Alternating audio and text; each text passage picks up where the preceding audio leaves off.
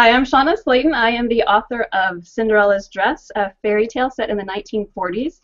I have been interviewing other authors who have done Cinderella retellings, and today I am so excited to have Melanie Dickerson with me. She is the author of The Captive Maiden. Melanie! Hi Shauna. Thanks for having me. It is so good to meet you. You have written a lot of fairy tales, not just Cinderella, but today I'm going to limit it just to her because this is her interview. I'm wondering, I'm just going to start right in, if you could talk about the story world that you have developed for your fairy tale retellings. Okay. Well, I was always fascinated with medieval Germany, especially after I went there and visited in 1996, actually 1992, sorry. And I just wanted to set my stories in a fictional version of the town that I visited, which is one of the oldest towns in northern Germany, Hildesheim, and so it has this wonderful medieval marketplace, and so I pictured that marketplace when I was writing the book, and I made up a castle and all the fun medieval stuff, and I created this family from the two characters in my first book, The Healer's Apprentice, which is my Sleeping Beauty story. And so all the other books kind of relate back to that family in that town. Now, I have a link. We're going to try something here to show your cool town because it's really neat. I'm going to do a screen share and see if we can get this working. There, can you see it? Yep, it looks good.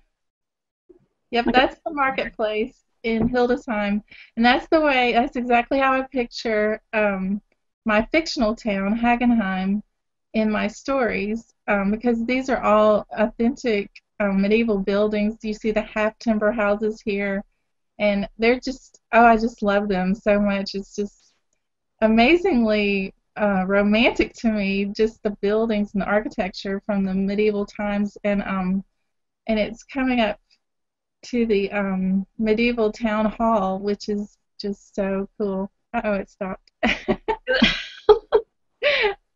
Mine's still rotating. Is yours not? Oh, there it goes. Yeah. The building behind the tree. And then how did Cinderella fit into your story world? What gave you the idea? Why is your take the way you did it? Well, this is the Cinderella story that I wrote, The Captive Maiden. And your covers are so beautiful, I gotta say. All your covers, just wonderful.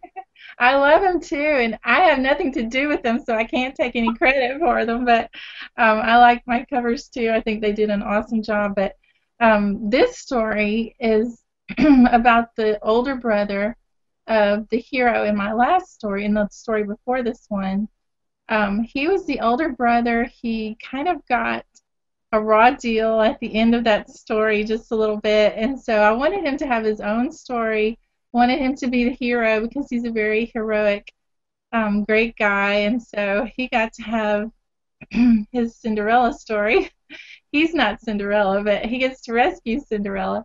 When Cinderella is at the ball and she loses her shoe as she leaves, she's actually being kidnapped by the hero's rival, so he gets to rescue her, and he gets to save the day and get his own happy ending. So that was fun. It's funny, you know, normally we start with the girl and then figure out the guy to go in. I love that you started with the guy. With this story I did. Most stories I start with the girl, but with this one I started with the guy. Yeah, that's fun. Can you talk about one of the ways you use one of the symbols from the Cinderella story? You know, you mentioned the shoe. You know, do you have like the carriage or the mice or the fairy godmother? Yeah, the symbols. One of the symbols was the fairy godmother.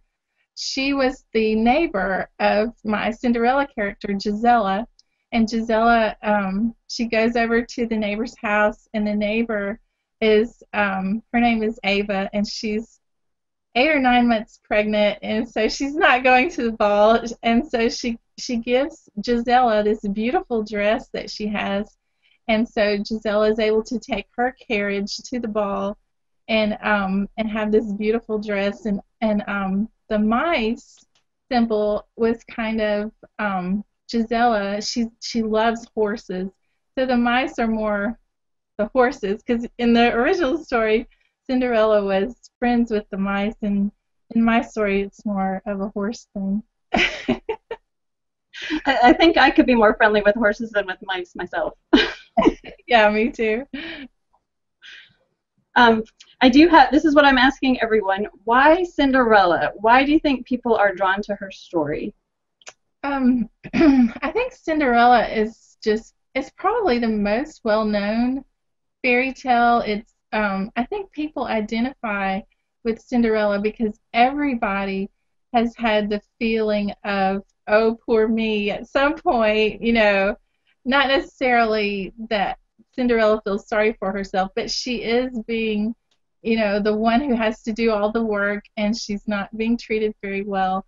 Everyone can relate to that. I mean, we can all relate to feeling like, I don't know, it's hard to explain, but feeling like, that you are getting the raw deal, or you're being the one who has to do all the work. Oh, I've never felt like that at all. No. No, you're so right. I mean, it's what I like about her story too. I do have a couple of writerly questions. I know there's a lot of aspiring authors who watch these videos. So can you talk about the process of writing this book? Sure. This book, I wrote this book pretty quickly. I remember I got the message that my publisher was going to give me a contract on this story, and I had one paragraph. I had a one-paragraph summary, and so I was not sure beyond that one paragraph how this story was going to play out. So I remember right after that, I was painting the bathroom. I first had to strip the wallpaper in our bathroom, and I was painting. And so while I was doing all that, it was such a boring, mundane, frustrating task. The whole time I was doing that with this, wallpaper that was stuck directly onto the drywall. It was so impossible to get off. And so I'm plotting my story while I'm doing this, and while I'm painting, I'm thinking about Bolton, who's my hero, and Gisela, and what's going to happen in the story. So that's basically how I plotted it. I plotted it very quickly. Usually I plot over a long period of time. I kind of let this story just kind of gradually come to me, but I was listening to Taylor Swift songs and painting and coming up with a story. But I think that's the first time I've heard plotting by painting. I think you can be more creative when you're doing something mundane, washing the dishes or driving down the road. Yeah, it just lets your mind go. Yeah. Wonder. Continuing in this sort of writerly vein, do you have any advice for aspiring authors on how they can get from where they are to where you are? It's really hard to give advice. People ask you for tips or whatever, and you're trying to give them something quickly, but quickly I would say that you should just read as much as you can about writing, and read what other authors have written, articles on how to write dialogue or point of view or whatever it is, that you need to learn that you still haven't grasped or mastered. And just, read as much as you can, practice the things that you're learning, and read books on the craft of writing, read blogs on the craft, and just work really hard and pray. So it's not easy, but it's worth it. I agree. And finally, what is coming next from you? What are you working on? Well, I have a book coming out in May. It's called, can you see it? The Huntress of Thornbeck Forest. It's actually, again, a beautiful cover. The Huntress of Thornbeck Forest is a mashup of Robin Hood and Swan Lake, and so it's a new series. But I have another book coming out in the Hagenheim series with my old series, and it's a Rapunzel story. Ooh, I like Rapunzel. It was really fun to write. It was good. Excellent. Well, Melanie, I want to thank you so much for coming and talking to me over the internet here, despite all the craziness we had going on early on.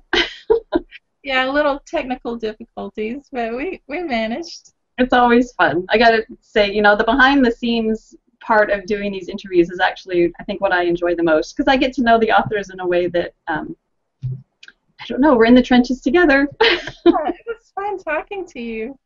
All right, well, you have a great day, and I am looking forward to your new books. I can't wait to read them. Thank you, Shonna.